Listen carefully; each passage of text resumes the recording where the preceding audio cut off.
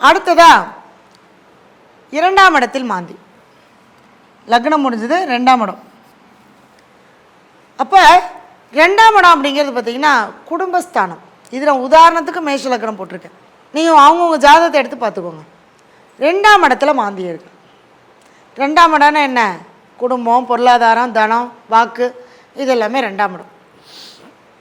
இப்போ இந்த 2ஆம் இடத்துல மாந்தி இருக்கும்போது என்ன பண்ணும் அப்படின்னு கேட்டிங்கன்னா, குடும்பத்தை அமைக்க விடாது. குடும்பத்தில் நம்ம பேச்சு எடுபடாது. நாம் எதை சொன்னாலும் அங்கே யாரும் நம்மளை கேட்க மாட்டாங்க. என் பேச்சு எங்கேங்க எடுபடுது எங்கள் வீட்டில், அவங்க சொல்கிறது தான் நான் கேட்குற மாதிரி இருக்குது. இதெல்லாம் இந்த 2ஆம் இடத்துல மாந்தி இருந்தால் பணத்தை யார்கிட்டையாவது கொடுத்தீங்கன்னா வாங்கவே முடியாது. பணம் பிரச்சனையாக போய் முடியும். அதேமாதிரி பண வரவுகளும் தடையாகத்தான் இருக்கும். நமக்கு வர வேண்டிய பணமே நமக்கு வராது. நமக்கு என்ன சேரணுமோ அதுவே நமக்கு வந்து சேராது. இப்போ ஒரு அம்மா ஒரு அப்பா ஒரு பணம் வச்சுருக்காங்க, 2 பசங்க இருக்காங்க, அந்த பையனுக்கு கொடுத்துடலாம் அப்படின்னா அது நமக்கு வந்து சேராது. ஏன்னா அந்த நேரத்தில் அந்த பணம் நம்ம அனுபவிக்க முடியாது. அதுதான் நம்மளுடைய கர்மம். நம்ம யாருக்காவது பணத்தை கொடுத்தோன்னா திரும்பி வாங்க முடியுமானா வாங்க முடியாது. அடுத்த குடும்பத்தில் ஒரு நிம்மதியே இருக்காது.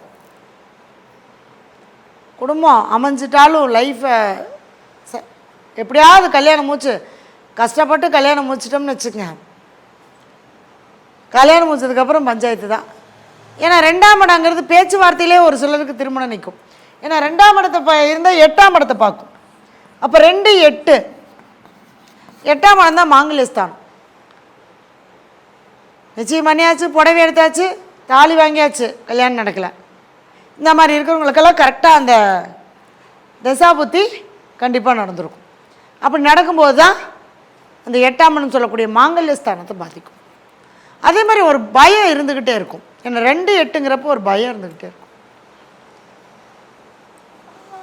அதே மாதிரி என்ன ஒரு நம்மளுடைய வாக்கு, யார்கிட்டையாவது நம்ம வாக்கு கொடுத்தா காப்பாற்ற முடியாது. ஆட போப்பா நீ எல்லாம் சொன்னால் அதை செய்ய மாட்டேன் அப்படின்னு அந்த மாதிரியான ஒரு அவமானங்களையும் கெட்ட பேரையும் ஏற்படுத்தும்.